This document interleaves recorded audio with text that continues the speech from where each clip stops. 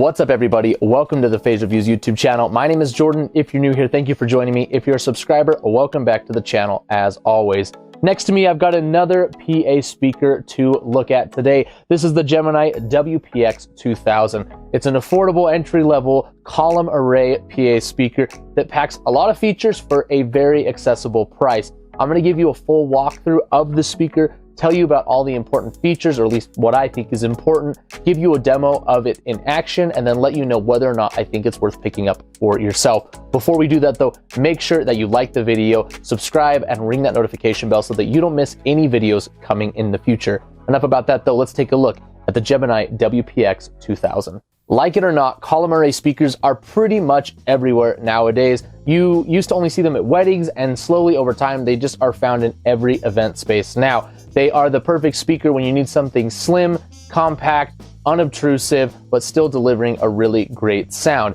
And this particular speaker is going to serve as a jumping off point for a lot of people to experiment with this. Maybe they have some traditional PA speakers that are a newer DJ and they're wondering if they should pick up a line array system. This is going to be a great option for someone looking to test the waters. And if you decide to upgrade down the road, this is going to be a great backup system or serve in more unique, smaller areas. Now, let's dive in first to the construction. This is an all plastic cabinet except for the grill and some of the internal components. Nice lightweight design, easy to transport. This is going to be much easier to transport than, say, the GD215 Pro from Gemini that I recently looked at.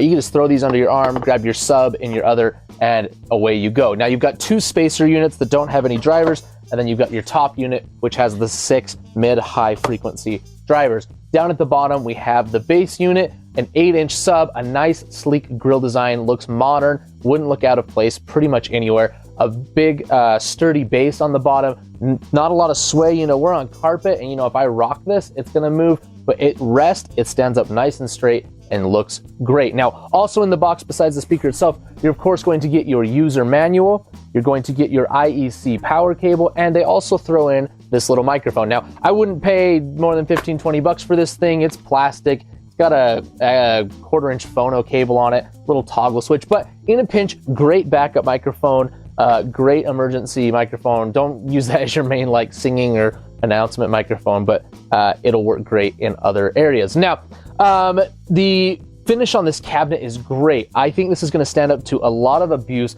Nice plastic design. I mean, scratching the speaker, it like legitimately does not show any marks at all, which is awesome for a speaker at this price point. Now, this has got 1200 watts of power on board. Watts are not really a measurement of volume, but it should be more than enough for you to do a cocktail hour, a pool party, a background music gig. If you are a musician, you could kind of do this as like a singer, songwriter, or like a solo instrument, plug in your guitar or your whatever you're playing and a vocal mic and just do a show like at a coffee house with one of these. Now, we're gonna take the camera, we're gonna zoom in and look at the subwoofer section and talk about all of the ins and the outs. Looking at the back side of the Gemini WPX-2000, we've got our IEC power input, our toggle switch for the power, as well as our fuse. Channel 1 is going to be our Bluetooth, our aux, and our USB. We've got a master channel volume as well as a clip light to let you know if you're overdriving the channel. This little screen right here is going to be where you see your different Bluetooth options. You've got back, forward, play, pause, you can loop, adjust different modes. All of that is accessible on this little LED screen.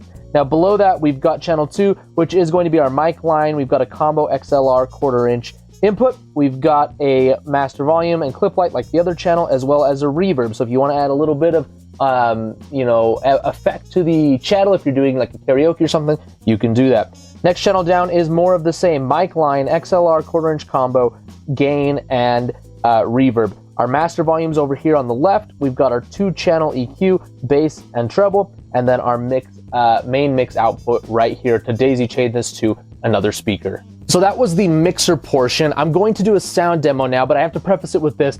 I am not a huge fan of the YouTube sound demos. I think by the time the audio comes out of the speaker, into my Tascam recorder, onto my editing software, exported, uploaded, compressed, comes down your internet through your headphones or your speakers, it's not how this actually sounds. So bear that in mind, but you guys asked for it. So I've got a few royalty-free tracks to play through this. So here those are for you to listen to.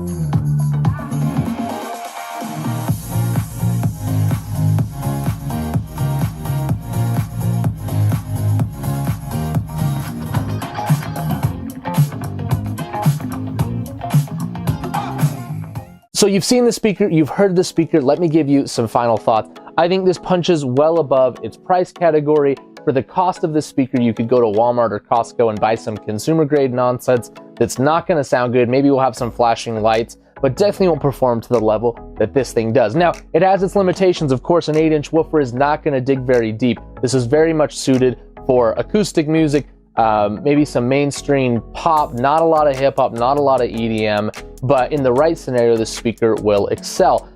These drivers up top have a nice wide spread. They're going to cover a large area, hopefully give you some feedback suppression when you're talking on a microphone near it. I haven't had any issues with it. And overall, I think this is an awesome entry-level column array system, or a great backup option for those of you that want to just have one on hand just in case something goes wrong with your main system. So if you want to read more about this, I'll include a link down in the description. You can go buy through there as well. It doesn't cost you anything, but it helps support the channel. I would appreciate it. If you're not going to buy this today though, just like the video, leave a comment about what you think regarding this speaker, subscribe and ring that notification bell so that you don't miss any videos coming in the future. That's going to be it for today. Thank you so much for watching, and I will see you next time.